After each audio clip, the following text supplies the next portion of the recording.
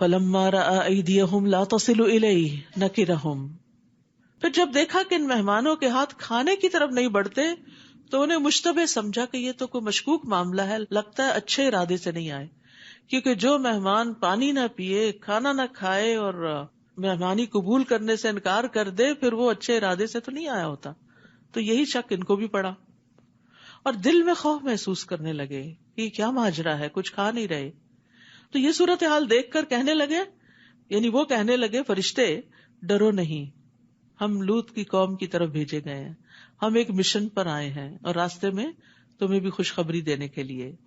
اور ابراہیم کی بیوی جو پاس کھڑی تھی، یعنی وہ بھی مہمانداری میں شوہر کی مدد کر رہی تھی، ہنس دی تو ہم نے اسے اسحاق کی خوشخبری دی اور اسحاق کے بعد یعقوب کی بھی. یعنی وہ ٹینشن ختم ہوئی کیونکہ برے ارادے سے نہیں آئے، تو جب انہوں نے بتایا کہ نہیں ہم کہیں اور جانے والے ہیں تو وہ ریلیکس ہو گئی اور اس کے ساتھ ہی انہیں بچے کی خوشخبری دی. حضرت سارہ کی عمر بھی بہت زیادہ تھی، بعض روایات میں 80 یا 90 سال بتائی جاتی ہے، اور ابراہیم علیہ السلام کی 100 سال، یعنی انتہائی بڑھاپے کی عمر کو پہنچے ہوئے تھے. یہ بھی اللہ کا بڑا فضل ہوتا ہے، کچھ لوگ انتہائی بڑھاپے کی عمر کو پہنچ کر بھی کھڑے ہو کے نمازیں پڑھتے.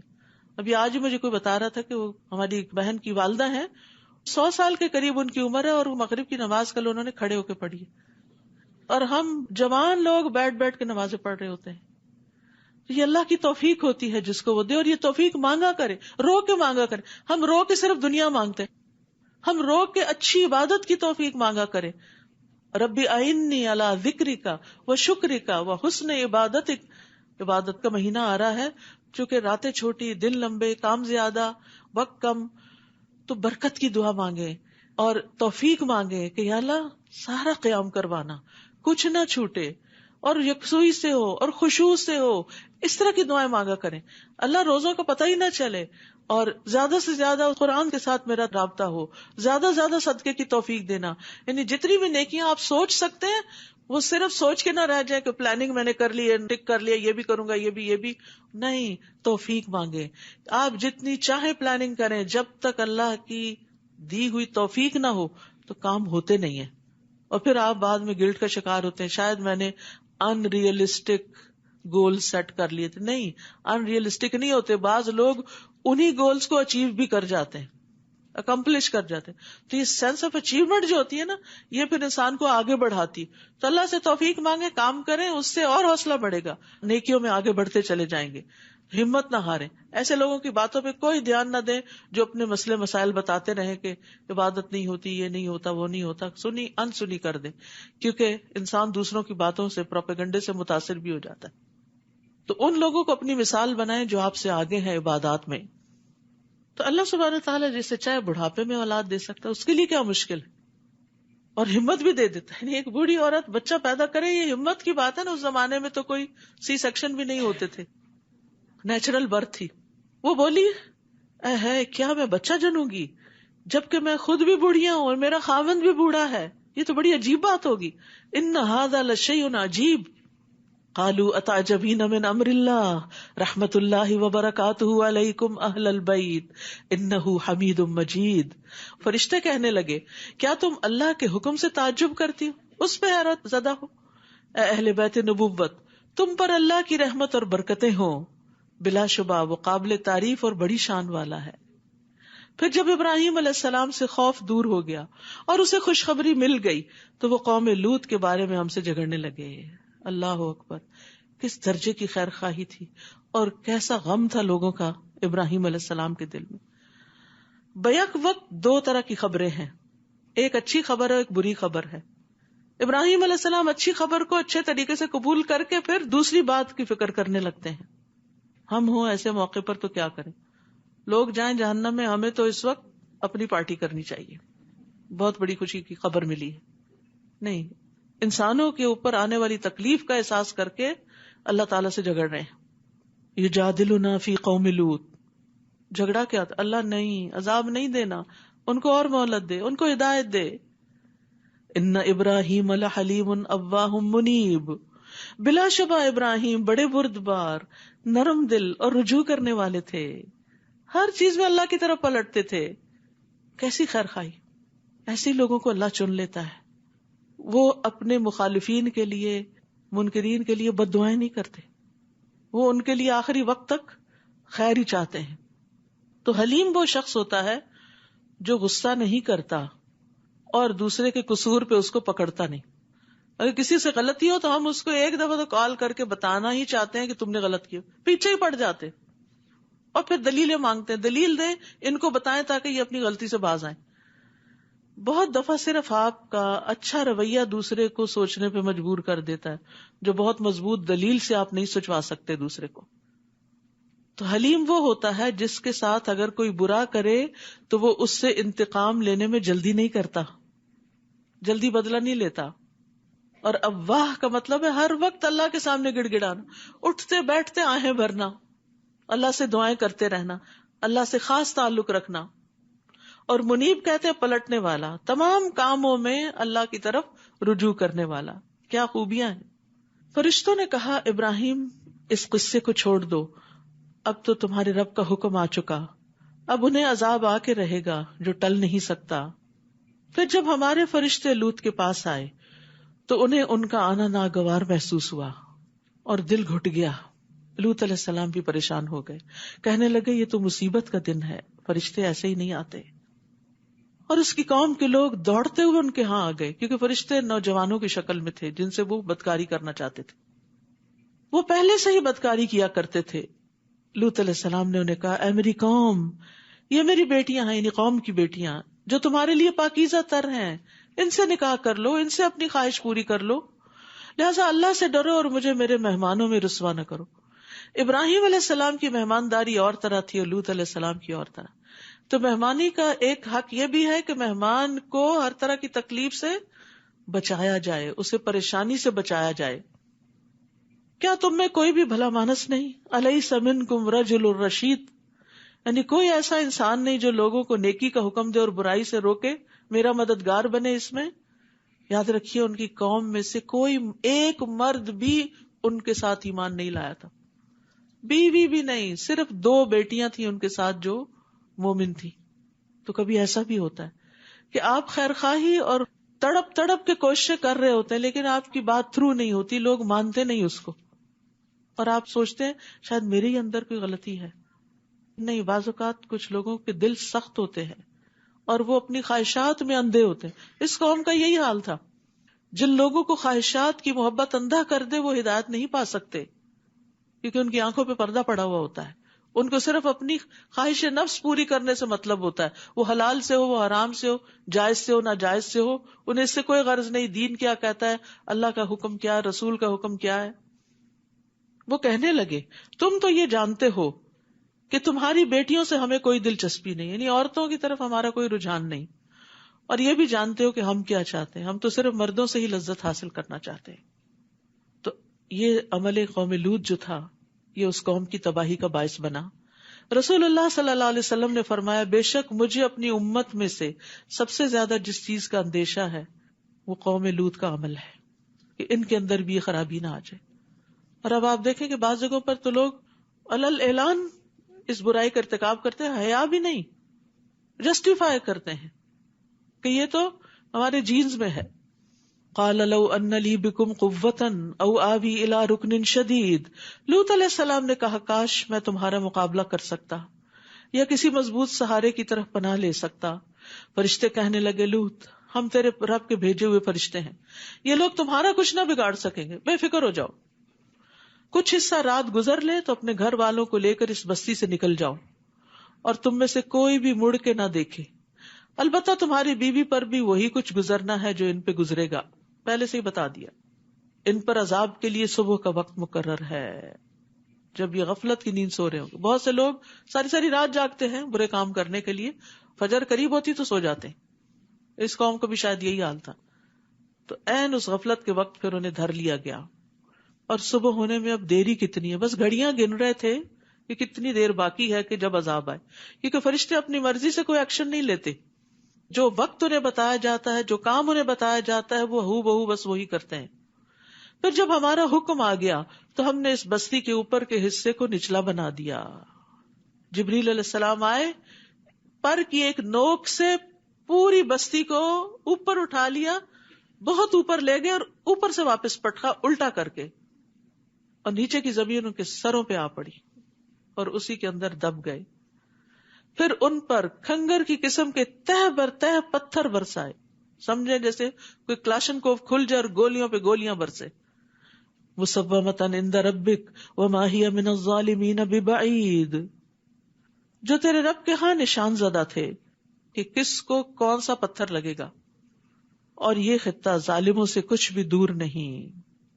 یعنی مکہ والوں سے کوئی بہت دور نہیں. اپنے سفروں میں یہ ڈیڈ سی کے آس پاس اس ویرانی کو دیکھتے ہیں جو قوم لوط کا علاقہ تھا. یعنی یہ ان کی نگاہیں دیکھتی ہیں کہ اللہ کے نافرمانوں کا انجام کیسے ہوا. تو اگر یہ باز نہیں آئے تو ان کی بھی شامت آ سکتی ہے. یہ سارے واقعات دراصل مکہ والوں کو سنائے جا رہے تھے کہ پچھلی قوموں کے واقعات سے عبرت حاصل کرو، اور نبی صلی اللہ علیہ وسلم کو سنائے جا رہے تھے کہ آپ ان پیغمبروں کی کامیابی کو دیکھ کر صبر کریں، مشکل وقت گزر جائے گا، بالآخر اللہ کی مدد آپ ہی کے ساتھ ہے. وَإِلَى مَدْيَنَ أَخَاهُمْ شُعَيْبًا قَالَ يَا قَوْمِ اعْبُدُوا اللَّهَ مَا لَكُم مِّنْ إِلَٰهٍ غَيْرُهُ. اور مدین کی طرف ہم نے ان کے بھائی شعیب علیہ السلام کو بھیجا. انہوں نے بھی یہی کہا، اے میری قوم، اللہ ہی کی عبادت کرو جس کے سوا کوئی الہ نہیں. اب آپ دیکھ رہے ہیں ہر پیغمبر نے آ کر لوگوں کو کس چیز کی دعوت دی؟ ایک اللہ کی عبادت. اور اللہ نے ہم سب کو بھی اسی لیے پیدا کیا. وما خلقت الجن والانس الا لیعبدون. سارے جنوں اور انسانوں کو میں نے اپنی عبادت کے لیے ہی پیدا کیا ہے. تو اس لیے ہمیں زندگی میں سب سے اہم چیز جو ہونی چاہیے وہ اپنی عبادت ہونی چاہیے. اس کے بعد باقی چیزیں اس کے اندر. پرائرٹی عبادت ہونی چاہیے. کہیں جا رہے ہیں، کوئی کام ہے، پہلے دیکھیں نماز کا وقت کون سا ہے، اور پھر نماز آتی بھی ہے کہ نہیں، اس کی حدود، شرائط، فرائض وہ سب بھی پتہ ہے یا نہیں.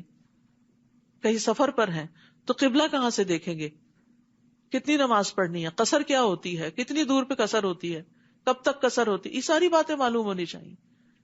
روزہ رکھ رہے ہیں تو سارے احکام معلوم ہونے چاہیے. حج کرنے جا رہے ہیں تو مناسک سیکھ کے جانے چاہیے. زکوٰۃ دے رہے ہیں تو پتہ ہونا چاہیے کتنے مال پہ زکوٰۃ ہے اور کس کس کو دینی ہے. یہ باتیں ہمارے عوام الناس کو بھی جو فارمل شکل کی عبادات ہیں ان کے بارے میں نہیں پتا. پھر انسانوں کے حقوق تو ایک لمبا قصہ ہے.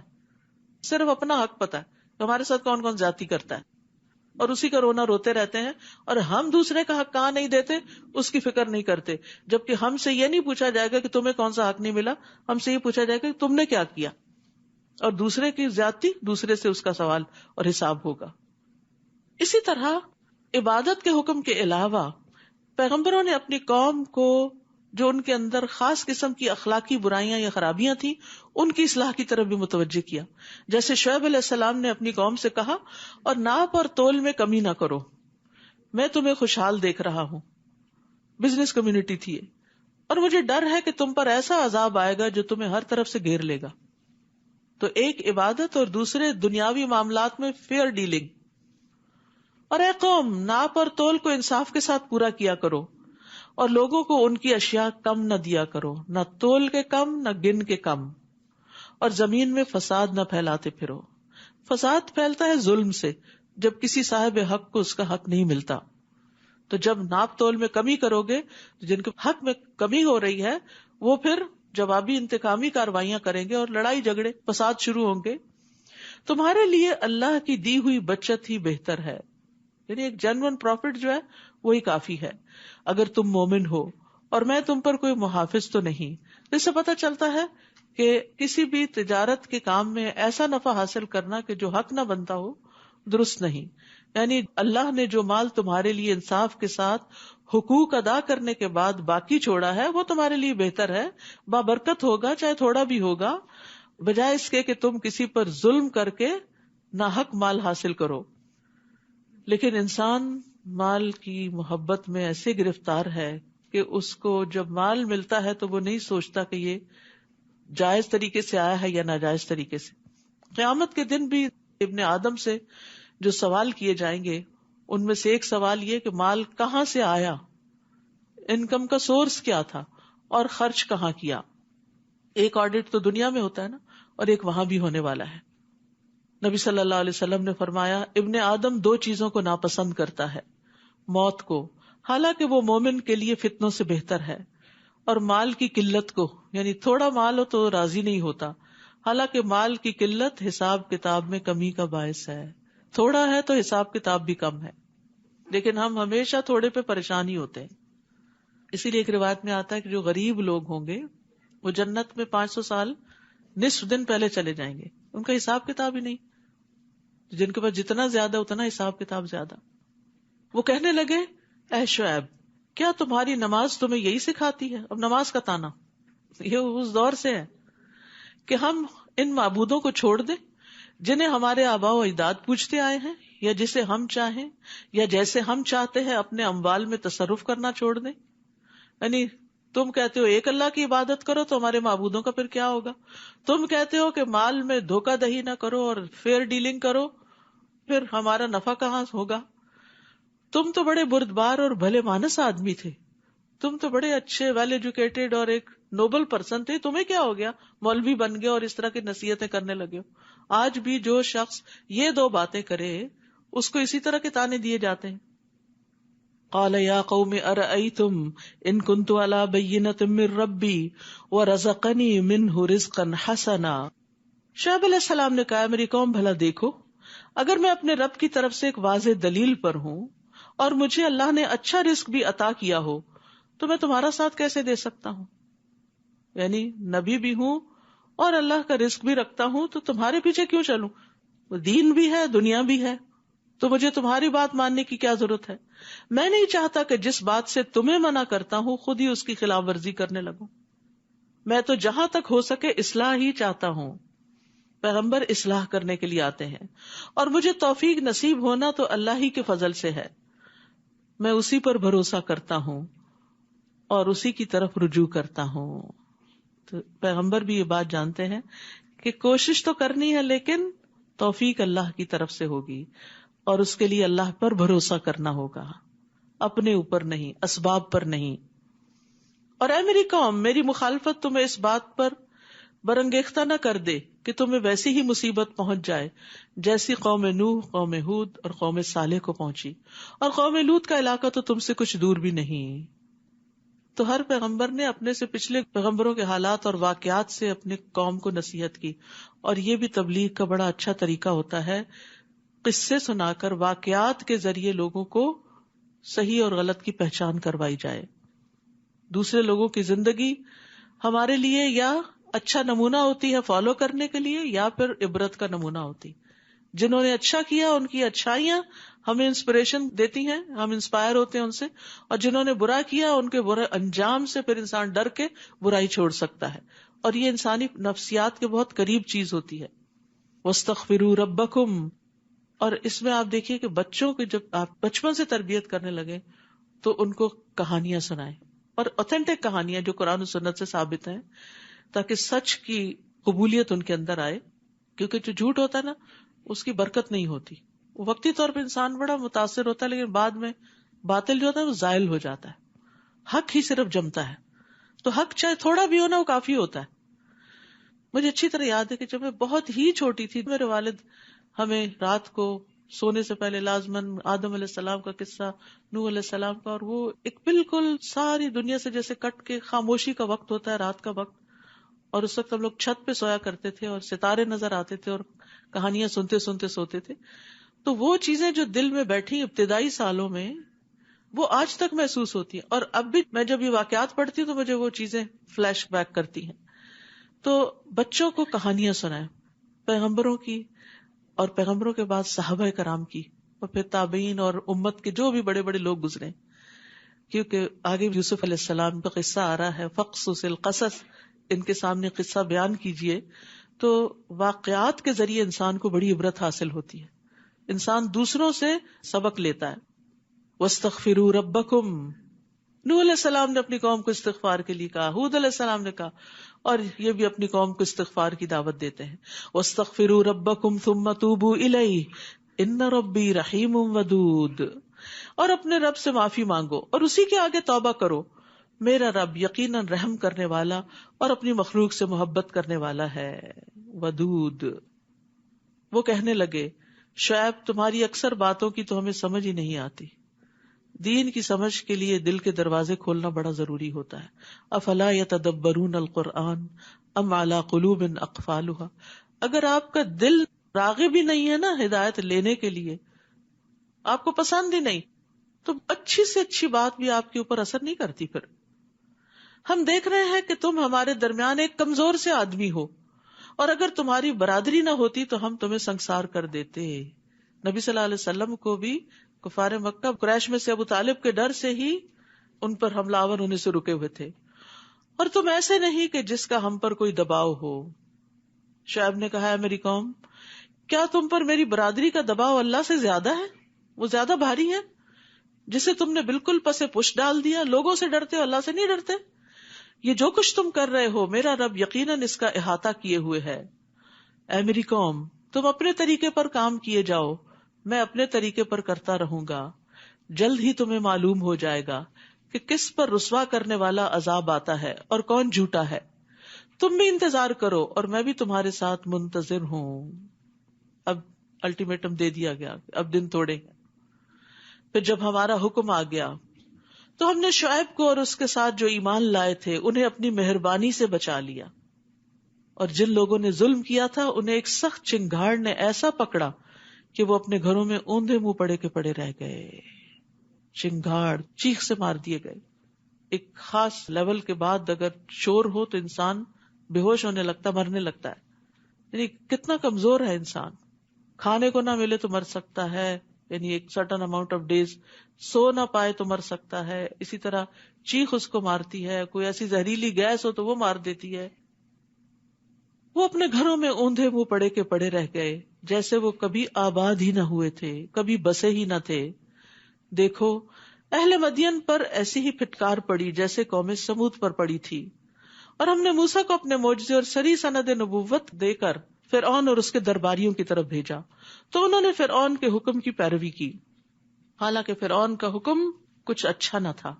وہ قیامت کے دن اپنی قوم کے آگے آگے چلے گا اور انہیں جہنم کے کنارے لا کھڑا کرے گا. یاد رکھیے، انسان دنیا میں جس کو فالو کرتا ہے قیامت کے دن بھی اسی کے پیچھے ہوگا. کتنی بری ہے وارد ہونے کی جگہ جہاں وہ وارد ہوں گے. ان لوگوں پر اس دنیا میں بھی لعنت پڑی اور قیامت کے دن بھی پڑے گی. کیسا برا انعام ہے جو انہیں دیا جائے گا. یہ ان بستیوں کی سرگزشت ہے جو ہم آپ سے بیان کر رہے ہیں. ان میں سے کچھ تو موجود ہیں اور کچھ اجڑ چکی ہیں. ہم نے ان پہ ظلم نہیں کیا تھا بلکہ انہوں نے خود ہی اپنے آپ پر ظلم کیا.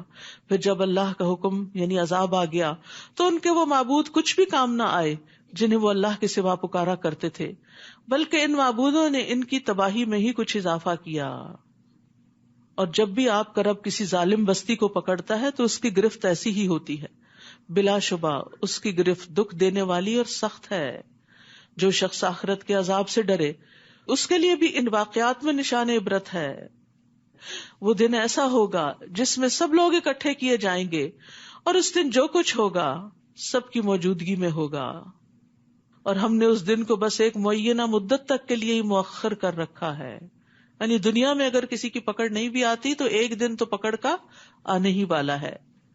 جب یہ دن آ جائے گا تو اللہ کے اذن کے بغیر کوئی شخص کلام بھی نہ کر سکے گا. پھر ان لوگوں میں کچھ بدبخت ہوں گے اور کچھ نیک بخت. تو جو بدبخت ہیں وہ جہنم میں داخل ہوں گے اور وہیں چیختے چلاتے رہیں گے. یعنی سانس لینا بھی چلانا ہوگا اور سانس خارج کرنا بھی دھاڑنا ہوگا، شہیق ہوگا. جہنمیوں کی آوازیں گدھے کی آواز کے مشابہ ہوں گی، انتہائی شدت کی آوازیں ہوں گی. جہنمی خون کے آنسو روئیں گے. رسول اللہ صلی اللہ علیہ وسلم نے فرمایا، بے شک جہنمی اتنا روئیں گے کہ اگر ان کے آنسوؤں میں کشتی چلا دی جائے تو چل پڑے. وہ پانی کے آنسوؤں کی جگہ خون کے آنسو روئیں گے. اور جب تک زمین و آسمان قائم ہے وہ اسی میں رہیں گے، یعنی ہمیشہ. اللہ یہ کہ آپ کا رب کچھ اور چاہے، کیونکہ آپ کا رب جو چاہتا ہے اسے کر گزرنے کی پوری قدرت رکھتا ہے. اور جو نیک بخت ہیں وہ اس وقت تک جنت میں ہی رہیں گے جب تک زمین و آسمان قائم ہے. اللہ یہ کہ آپ کا رب کچھ اور چاہے. یہ ایسی بخشش ہوگی جو کبھی منقطع نہ ہوگی. یاد رکھیے، اہل جنت کے لیے بھی ہمیشگی ہے اور اہل جہنم کے لیے بھی. نبی صلی اللہ علیہ وسلم نے فرمایا، جب اہل جنت جنت میں اور اہل جہنم جہنم میں داخل ہو جائیں گے تو ایک آواز دینے والا ان کے درمیان کھڑا ہو کر پکارے گا، اے جہنم والو، اب تمہیں موت نہیں آئے گی، اور اے جنت والو تمہیں بھی موت نہیں آئے گی، بلکہ ہمیشہ یہیں رہنا ہوگا۔ بس اے نبی، جن چیزوں کو یہ لوگ پوچھتے ہیں ان کے بارے میں کسی شک میں نہ رہیے، یہ تو انہیں ایسے ہی اندھی عقیدت سے پوچھ رہے ہیں جیسے ان سے پہلے ان کے باپ دادا کرتے رہے، اور ہم بلا کم و کاست انہیں پورا پورا حصہ دیں گے۔ ہم نے اس سے پہلے موسیٰ کو کتاب دی تھی اور اس میں بھی اختلاف کیا گیا تھا، اور اگر آپ کے رب کا حکم پہلے سے طے شدہ نہ ہوتا تو ان اختلاف کرنے والوں کے درمیان فیصلہ چکا دیا گیا ہوتا، اور وہ بھی اس کے بارے میں ایسے شک میں پڑے ہوئے تھے جس نے انہیں بے چین کیا ہوا تھا۔ ان میں سے ہر ایک کو تیرا رب ان کے اعمال کا پورا پورا بدلہ دے کر رہے گا، یقیناً وہ ان کے اعمال سے باخبر ہے۔ فاستقم کما امرت ومن تاب معک، بس آپ ثابت قدم رہیں جیسے آپ کو حکم دیا گیا ہے، یعنی لوگوں کی مخالفتوں سے گھبرائیں نہیں، اور آپ کے وہ ساتھی بھی جنہوں نے آپ کے ساتھ ایمان کی طرف رجوع کیا ہے، اور سرتابی نہ کرنا، کیونکہ جو کچھ تم کرتے ہو وہ اسے دیکھ رہا ہے، اور نہ ہی ان لوگوں کی طرف جھکنا جنہوں نے ظلم کیا، ورنہ تمہیں بھی دوزخ کی آگ آ لپٹے گی۔ فتمسکم النار، پھر تمہیں کوئی ایسا سرپرست نہ ملے گا جو اللہ سے تمہیں بچا سکے، نہ ہی کہیں سے تمہیں مدد پہنچ سکے گی۔ یہ اتنی سخت بات تھی کہ نبی صلی اللہ علیہ وسلم نے فرمایا شیبتنی ہود و اخواتها، مجھے سورت ہود اور اس جیسی صورتوں نے بوڑھا کر دیا ہے، یعنی اللہ کے حکم سے بھاگنے کا کوئی راستہ نہیں ہے، دین کتنا بھی مشکل ہو نجات اسی کے اندر ہے، اور ظالموں کی طرف میلان نہیں رکھنا چاہیے، ان کے اعمال پہ راضی نہیں ہونا چاہیے۔ وَأَقِمِ الصَّلَاةَ طَرَفَيِ النَّهَارِ، نیز آپ دن کے دونوں طرفوں کے اوقات میں اور کچھ رات گئے نماز قائم کیجیے۔ ان الحسنات یذہبن السیئات، بلا شبہ نیکیاں برائیوں کو دور کر دیتی ہیں۔ یہ ایک یاد دہانی ہے ان لوگوں کے لیے جو اللہ کو یاد کرتے رہتے ہیں۔ نماز اللہ کے ذکر کا سب سے بہترین طریقہ ہے، ایک فارمل وے ہے اللہ کو یاد کرنے کا، اور ایک فرض ہے ادا کرنے کے لیے، اور ایک نماز دوسری نماز کے درمیان ہونے والے گناہوں کا کفارہ بھی ہے۔ فرض نماز ادا کرنے سے قدم قدم پر گناہ مٹتے ہیں اور درجات بلند ہوتے ہیں۔ ابو ہریرہ کہتے ہیں کہ رسول اللہ صلی اللہ علیہ وسلم نے فرمایا، جس نے اپنے گھر میں وضو کیا پھر اللہ کے گھروں میں سے کسی گھر کی طرف چل کر گیا تاکہ اللہ کے فرائض میں سے ایک فریضے کو ادا کرے، یعنی نماز پڑھے، تو اس کے دونوں قدموں میں سے ایک گناہ مٹاتا ہے اور دوسرا درجہ بلند کرتا ہے۔ اتنا اجر و ثواب ہے مسجد جا کر مردوں کے لیے نماز پڑھنے کا۔ اور صبر کیجئے، اللہ تعالیٰ یقیناً نیکی کرنے والوں کا اجر ضائع نہیں کرتا۔ نبی صلی اللہ علیہ وسلم کو اس صورت میں بار بار صبر کی تلقین کی گئی ہے کہ مشکلات میں گھبرائے نہیں ہیں، آپ کا اجر برقرار ہے۔ جو قومیں تم سے پہلے گزر چکی ہیں ان میں سے جنہیں ہم نے بچا لیا تھا، ان میں سے اہل خیر کیوں نہ پیدا ہوئے جو دوسروں کو زمین میں فساد کرنے سے روکتے۔ یعنی ہر قوم کے اندر ایسے لوگ ہونے چاہیے جو برائیوں سے منع کریں، اگر کچھ ایسے تھے بھی تو وہ تھوڑے ہی تھے، اور جو ظالم تھے وہ اس عیش و عشرت کے پیچھے لگے رہے جو انہیں مہیا تھی، اور وہ مجرم بن کر ہی رہے۔ اور آپ کے رب کے یہ شایع نہیں کہ وہ بستیوں کو ناحق تباہ کر دے، حالانکہ وہاں کے باشندے اصلاح کرنے والے ہوں، اور اگر آپ کا رب چاہتا تو سب لوگوں کو ایک ہی امت بنائے رکھتا، مگر وہ اختلاف کرتے ہی رہیں گے، بجز ان لوگوں کے جن پر آپ کا رب رحم کر دے۔ اللہ نے تو انہیں پیدا ہی اس لیے کیا ہے کہ وہ اختلاف کرتے رہے، سب کو ایک دماغ نہیں دیا، سب کو ایک طرح کی سوچ نہیں دی، یہ نیچرل ہے ایک دوسرے کے ساتھ ڈفرنس آف اوپینین کا ہونا، لیکن اختلاف کو مخالفت نہیں بن جانا چاہیے۔ اور آپ کے رب کی بات پوری ہو گئی کہ میں دوزخ کو جنوں اور انسانوں سب سے بھر دوں گا، یعنی اگر وہ سب غلط راستے پر چلیں گے تو سب ہی پکڑ میں آ جائیں گے۔ اور ہم رسولوں کے حالات کی ایک ایک خبر آپ سے اس لیے بیان کرتے ہیں کہ اس کے ذریعے آپ کے دل کو مضبوط کر دیں، اور ان خبروں کے ذریعے آپ تک حق بات پہنچی اور ایمان لانے والوں کے لیے نصیحت اور یاد دہانی بھی ہو گئی۔ تو ان سارے واقعات کا مقصد اس آیت میں بتا دیا گیا کہ نبی صلی اللہ علیہ وسلم کا دل مضبوط ہو اور ایمان والوں کو نصیحت اور یاد دہانی ہو۔ تو یہ واقعات ایک بار نہیں، بار بار قرآن میں آتے ہیں، اور بار بار پڑھنا یاد دہانی کے لیے ہوتا ہے۔ اور جو لوگ ایمان نہیں لائے آپ ان سے کہیے تم اپنے طریقے پر عمل کرتے رہو، ہم بھی عمل کر رہے ہیں، وانتظروا انا منتظرون، اور تم بھی انتظار کرو، ہم بھی انتظار کرتے ہیں۔